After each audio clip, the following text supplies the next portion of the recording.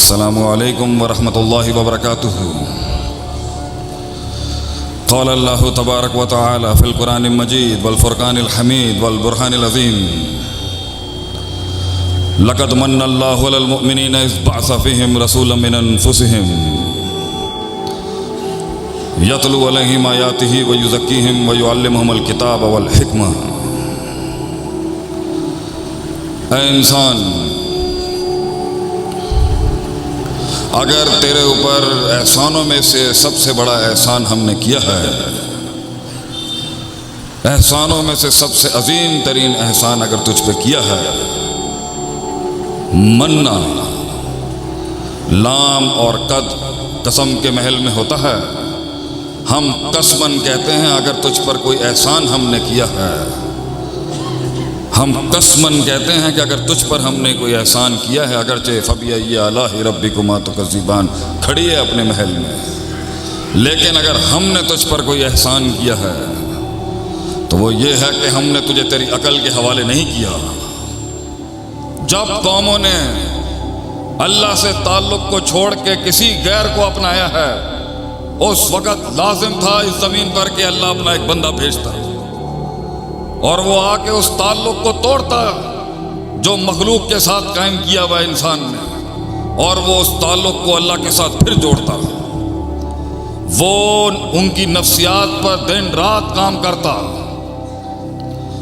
وہ پتھر کھاتا، ان کے ظلم و ستم سہتا، قوم کی بدماشیاں تکبر اور اناد کے سامنے توحید کا دیا جلاتا اور اس وحدانیت کو قائم کراتا، ان کے دلوں کو آسمانوں پر لے کے جاتا، اور قوم پھر گمراہیوں پہ چلی جاتی، اور پھر اللہ ایک نبی بھیجتا۔ لقد ارسلنا الی قومہ، لقد ارسلنا نوحا الی قومہ، ہم نے نوح کو بھیجا اس کی قوم کی طرف۔ وَإِلَى ثَمُودَ أَخَاهُمْ صَالِحٌ وَإِلَى عَادٍ أَخَاهُمْ هُودًا وَإِلَى مَدْيَنَ أَخَاهُمْ شُعَيْبًا۔ ہر بستی، ہر قریے کے اوپر اللہ کے ایمبیسڈرز، اللہ کے پیغمبروں نے دل اور آسمان کے تعلق کو قائم کرنے کی کوشش کی ہے، اور ہر بیچ کے وسیلے کو کاٹا ہے، ہر بیچ میں جتنے بھی انٹرمیڈیٹریز ہیں اس کو کاٹا ہے، ڈائریکٹ اللہ کے ساتھ تعلق جوڑا ہے، اور جب انبیاء اس دنیا سے جاتے وہ تعلق پھر ٹوٹ جاتا اور لوگ اپنی دکانیں چمکانے کے لیے آ جاتے، کیونکہ اللہ میں نقص تو پیدا کیا نہیں جا سکتا تھا۔ سبحانہ و تعالی عما یصفون و سبحانہ و تعالی عما یشرکون، پاک اور بلند ہے وہ اللہ کہ اس کے ساتھ ایسی صفت جوڑی جائے جو مخلوق کی صفت ہو۔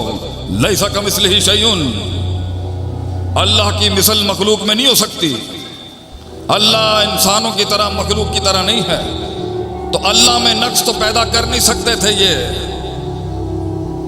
اللہ کو زمین پر لا نہیں سکتے تھے، تو انہوں نے زمین والے کو آسمان تک پہنچانے کی کوشش کی، انہوں نے شرک کے وہ باپ قائم کیے، اپنی سرداریاں، اپنی حکومتیں، اپنی پیری اور اپنی 2 روپے کی بنانے کے لیے انہوں نے مخلوق کو وہ درجہ دے دیا جو انسان کا نہیں، جو انسان اور اس مخلوق کا تھا نہیں، کیونکہ اس سے منجن بکتا ہے، ڈر کے اوپر کھڑی ہوتی ہے یہ فیکٹری شرک کی، ڈر پہ شرک کی فیکٹری کھڑی ہوتی ہے، باطل ما فوق الفطرت امیدوں پر کھڑی ہوتی ہے فیکٹری شرک کی،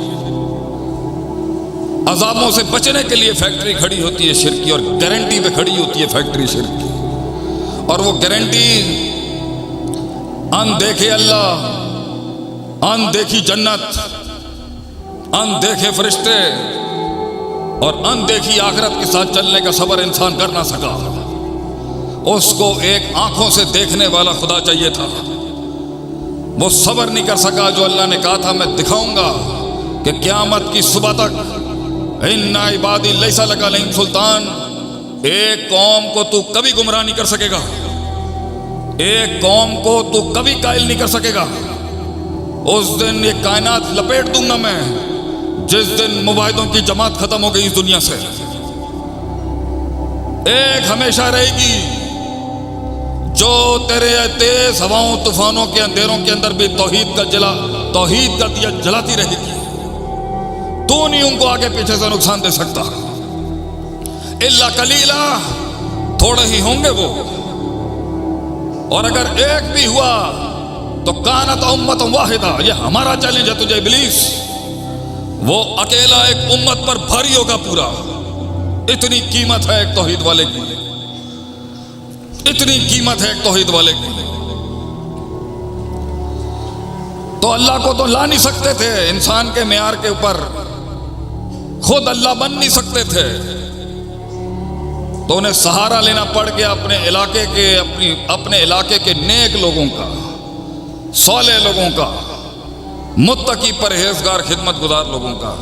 ان کی شان میں کچھ قصیدے بڑھائے گئے اور اتنا بڑھایا گیا کہ انسان کا ان سے تعلق قائم کیا گیا، پھر اس سے تعلق قائم کیا گیا. یہ ہے واردات کا انداز اور طریقہ صدیوں سے.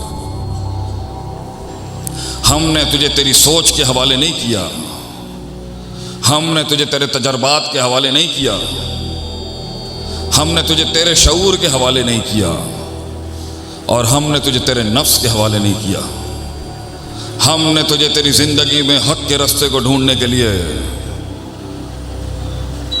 بعث فیہم رسولا من انفسہم انبیاء بھیجے ہیں. ہم نے نبوت کے سلسلے کو وجود دیا. ہم نے اس ہستی پہ اس سلسلے کو، اس کی ابتدا کی، جس سے ہم نے بتایا کہ یہ زندگی کیا ہے، یہ دنیا کیا ہے، اور تو کیا ہے اور میں کون ہوں. یہ تجھے تیری عقل کے سپرد نہیں کیا کہ تو خود ڈھونڈ لے. تو اپنی حساب کتاب اور ریاضی استعمال کر لے، اپنی ترکیب اور تدبیریں کر لے جاننے کے لیے کہ کیا ہے یہ زندگی اور کیوں ہے یہ زندگی. ہم نے نبیوں کے سلسلے کو ابتدا کی تیرے لیے، اور وہ نبی علیہ الصلوۃ والسلام علیہم اجمعین کیا کرتے تھے. وہ باتیں ہیں آج، بہت باتیں ہیں آج، بہت فکریں ہیں اس فتنے کے دور میں کہ نبوی منہج یہ ہے، نبوی منہج یہ ہے، نبوی منہج یہ ہے. قرآن دیتا ہے نبیوں کے مشن کی منہج کی اصل بنیاد. یتلو علیہم آیاتہ، ان سب نبیوں نے اپنے دور کے اندر اللہ کی کلام کی تلاوت کی ہے. دوسرا وَيُزَكِّهِمْ، نفس کا تزکیہ کرایا ان انبیاء نے. وَيُعَلِّمُهُمُ الْكِتَابَ، علم کی مسندیں قائم کی انہوں نے، تعلیم کے ادوار شروع کیے انہوں نے، علم پڑھایا انہوں نے. وَالْحِكْمَةَ، اور اپنے علم کو استعمال کرنے کی طاقت اور فن سکھایا ہے کہ اس علم کو کس طرح بانٹنا ہے لوگوں میں. نبوت کا اصل مشن لوگوں کا تزکیہ ہے. سب سے پہلے قوموں کے اندر کی بیماریوں کو صاف کیا انہوں نے. آ کے امراض القلوب اور اوہان القلوب جو ہیں ان کے دلوں کے اوپر انہوں نے علم کی روشنیاں ڈالی ہیں. تعلق قائم کرایا ہے جو غیر اللہ کے نام پہ قائم کیا گیا ہے صدیوں سے.